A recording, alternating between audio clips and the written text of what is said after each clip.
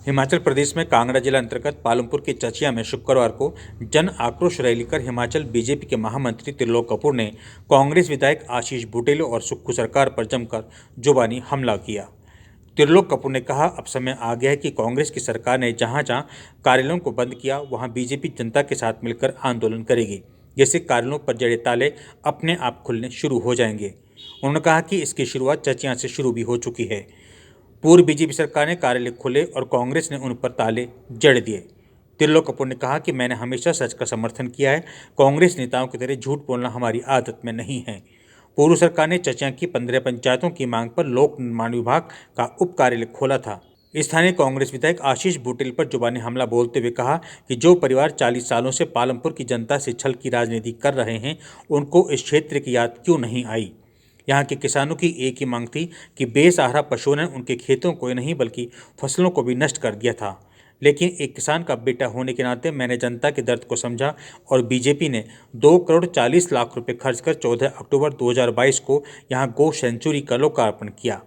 लेकिन पशुओं में आई एक लैंपी बीमारी के कारण गो सेंचुरी में पशुओं को रखा नहीं जा सकता। उन्होंने कहा, कांग्रेस सरकार ने सत्ता में आने के लिए जनता को धोखा दिया, उनके साथ विश्वासघात किया, 1500 रुपये के नाम पर महिलाओं को ठगा गया।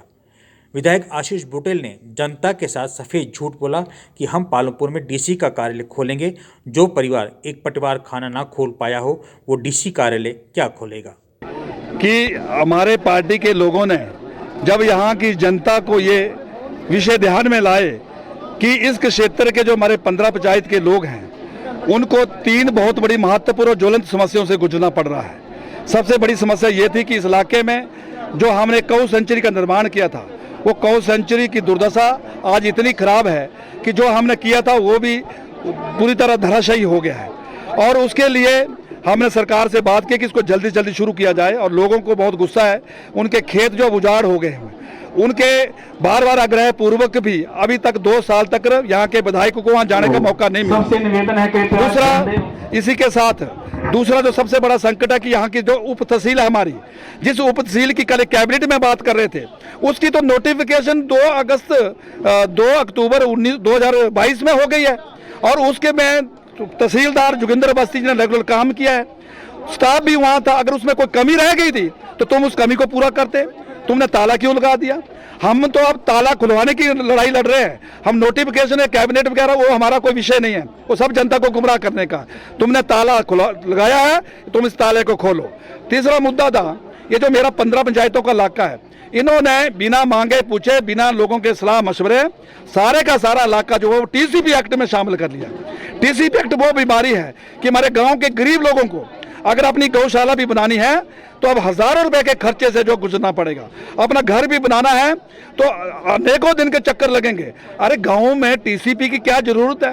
अगर तुम टीसीपी में गांव को लाना चाहते हैं तो पहले वहां बुनियादी सुविधा दो, वहां सड़क दो, पानी दो, सीवरेज दो, वहां पर लाइट दो, तब तो तुम उसको टीसीपी में लो।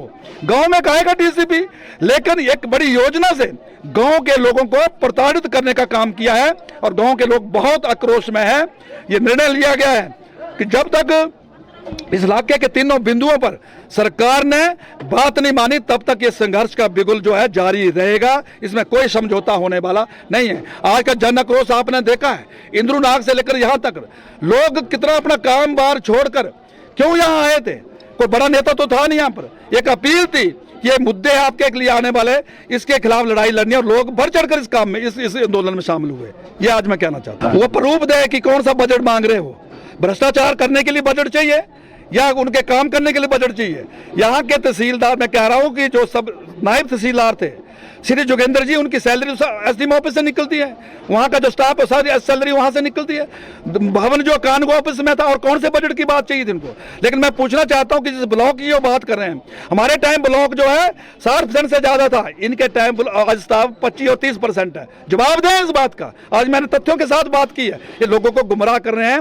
बेसिकली हमारे विधायक की जो सारी टाइम की जो व्यस्तता है वो कहाँ खर्च होती है ये पालमपुर जानता है, और हमारी लड़ाई जनता के लिए होती है। ये फर्क है बहुत। निश्चित तौर पर हमने 1 महीने का अल्टरनेटिव दिया है। अगर 1 महीने में तुमने गौशाला को नहीं चलाया, ये जनता नेशनल हाईवे पे बैठेगी, तब इनको पता लगेगा कि जनता का दर्द क्या है।